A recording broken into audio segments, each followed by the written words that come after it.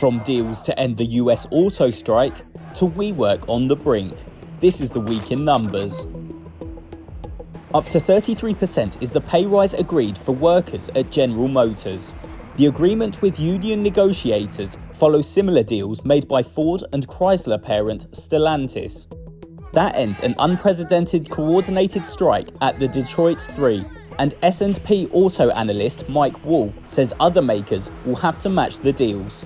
I think at the end of the day, what you'll end up seeing is this labor rate escalation will likely translate to other automakers. There's going to be upward pressure there because, again, automakers are going to see that competitive competition for workers. Almost 50% was the plunge in WeWork shares on Wednesday. That, after reports the firm will file for bankruptcy as soon as next week, crushed by debts and losses. It's a stunning fall from grace for the shared office space company, which was valued at $47 billion only a few years ago. $113 billion is how much Japan's government will spend to help consumers battle inflation. That includes tax cuts and moves to trim energy bills.